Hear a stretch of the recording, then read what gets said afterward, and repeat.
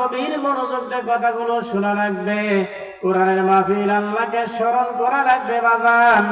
আল্লাহর পয়গম্বর হযরত মূসা কালিমুল্লাহ, যার উপর কিতাব নাযিল হয়েছে তাওরাত কিতাব, আল্লাহর পয়গম্বর হযরত মূসা কালিমুল্লাহ রাস্তা দিয়ে হেঁটে হেঁটে যাচ্ছেন। তার সঙ্গে একজন ছিল ইউশা বিন নুন, তার সঙ্গে সবর সঙ্গে ছিলেন।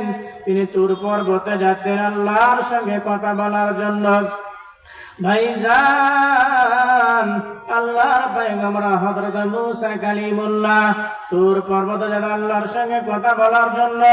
এমন সময় রাস্তার মধ্যে দেখতে অনেকগুলো মানুষ ভিড় জমাইছে, অনেকগুলো মানুষের মজমা। আল্লাহর পয়গম্বর হযরত মূসা কালিমুল্লাহ বলেন, ইউশা বিন নুন, দেখো তো রাস্তার ধারে এতগুলো মানুষ কেন ভিড় জমাইছে, কি হয়েছে দেখো। ভাইজান, ইউশা বিন নুন চলে গেলেন, যা দেখতেছে অনেকগুলো মানুষ এক গোল করে ঘিরে আছে। একজন পাগল সেখানে আল্লাহর নামের জিকির করতেছে, বলুন সুবহানাল্লাহ। জিকির করতেছে আর লোকজন তার গায়ে ঢেল মারতেছে, তাও কথা বলে না। ভাইজান, আবার কি করতেছে, তার গায়ের জামা ধরে টানতেছে, তাও কথা বলে না। তার গায়ে পানি ছিটে দিচ্ছে, তার কথা বলে না। তিনি আল্লাহর নামের জিকির করতেছেন, লা ইলাহা ইল্লাল্লাহ, লা ইলাহা ইল্লাল্লাহ, তিনি জিকির করে যাচ্ছেন।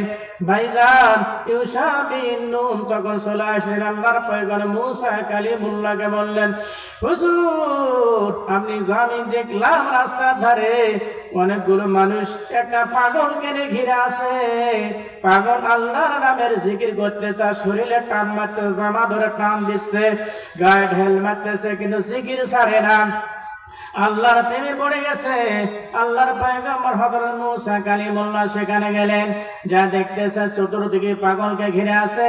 সে পাগলের নাম আপনারা জানেন, তারপর বলতে হয় পাগলের নাম হলো জুন্নুন পাগল, বলুন সুবহানাল্লাহ।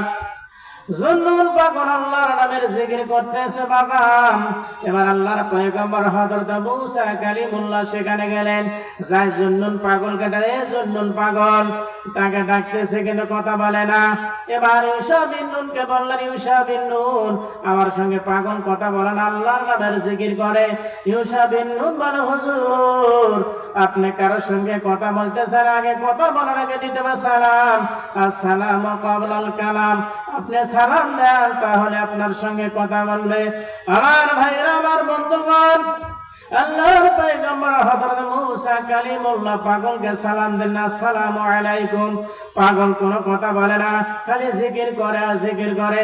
আবার সালাম দিলে আসসালামু আলাইকুম। পাগল কিন্তু জিকির করে কথা বলে না। আবার সালাম দিলেন, তিনবার সালাম দিলেন, পাগল কিন্তু কথা বলে না, খালি জিকির করে। মূসা আলাইহিস সালাম বলেন, তো বাজান, তার রাগ বেশি না কম? মূসা নবীর এত রাগ, তিনি যেন রাগান্বিত হয়ে যেতেন, তার শরীরের রঙগুলো খাড়া হয়ে যেত, মাথার টুপিতে চুলগুলো বের হয়ে যেত। রাগে তিনি আর রাগ সেক দিতে পারতেন না। আল্লাহর পয়গম্বর হযরত মূসা কালিমুল্লাহ এত রাগ, ফেরাউনকে এমন জোরে একটা থাপ্পড় মারিছিলেন। ফেরাউন তখন বলছিল, এটাই আমার শত্রু হবে। তখন ছোট মানুষ এত জোরে থাপ্পড় দিয়েছিল, ফেরাউন বলে, মূসাই আমার শত্রু হবে। মূসা আলাইহিস সালাম এত রাগ, ফেরাউনের বাবুস থেকে একজনকে মেরে ফেলেছে। আল্লাহর পয়গম্বর হযরত মূসা কালিমুল্লাহ এত রাগ। ও বাজান, আজরাইল আলাইহিস সালাম যখন জান কবজ করতে এসেছিল, আজরাইলকে এত জোরে একটা থাপ্পড় লাগাইছিল, তার চোখ বের হয়ে গেছিল। কথা বলেন ঠিক কিনা? ও বাজান, এবার মূসা আলাইহিস সালাম সালাম দিলেন, পাগল কিন্তু কথা বলেন, আল্লাহর নামের জিকির করে। এমন সময় এত জোরে রাগ করে মূসা আলাইহিস সালাম পাগলকে একটা থাপ্পড় লাগায় দিলেন। মূসা আলাইহিস সালাম যখন পাগলকে থাপ্পড় মারলেন, তারপর পাগল আল্লাহর নামের জিকির ছাড়ে না, আল্লাহর নামের তাসবিহ পড়তেই আছে, আর জিকির ছাড়ে না, কোনো কথা বলে না। এমন মূসা আলাইহিস সালাম বলে, ইউশা বিন নুরে, আমি তো তাকে থাপ্পড় দিলাম, তারপর আমার সঙ্গে কথা বলে না। পাগলের কাজ পাগল করুক, আমার কাজ আমি করে, আমরা এখন এখান থেকে চলো যাই। ও বাগান কোনো দোষ করে কিন্তু থাপ্পড় লাগাই দিয়েছে। ও বাগান, আসমানের মালিক হলো আল্লাহ, জমিনের মালিক আল্লাহ। আসমানের মালিক যে আল্লাহ, জমিনের মালিক সে আল্লাহ, টাকার মালিক যে আল্লাহ, আমার মালিক সে আল্লাহ, লা ইলাহা ইল্লাল্লাহ। হায়াতের মালিক যে আল্লাহ, মৌতের মালিক সে আল্লাহ, রূহের মালিক যে আল্লাহ, কলবের মালিক সে আল্লাহ, লা ইলাহা ইল্লাল্লাহ।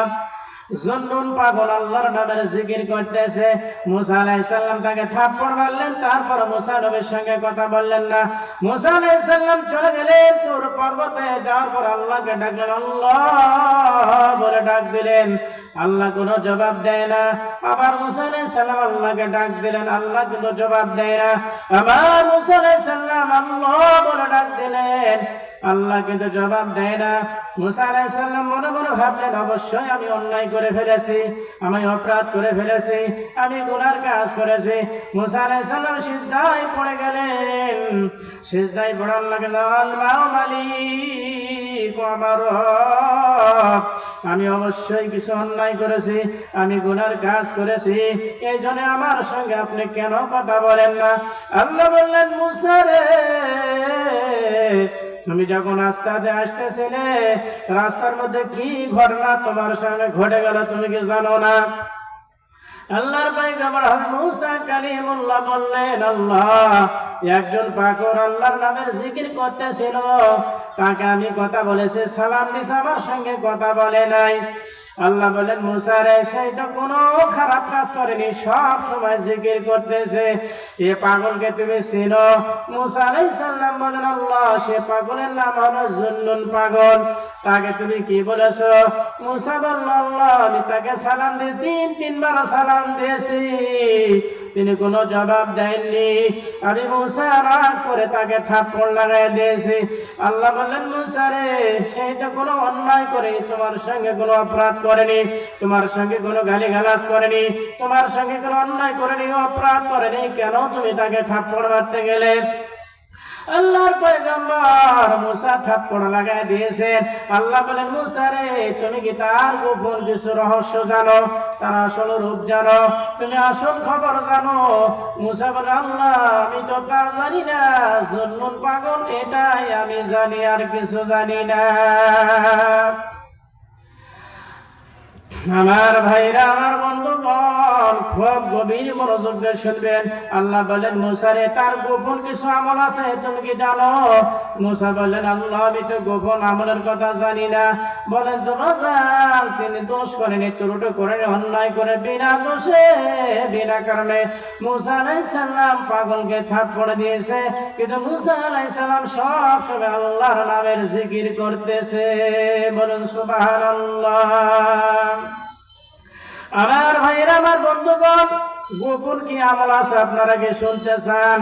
বাজান, আপনাদের বলে দেবা, গোপন এমন কিছু আমল আছে যে আমলের কারণে মানুষ আল্লাহর ওলি হয়ে যায়। বলুন সুবহানাল্লাহ।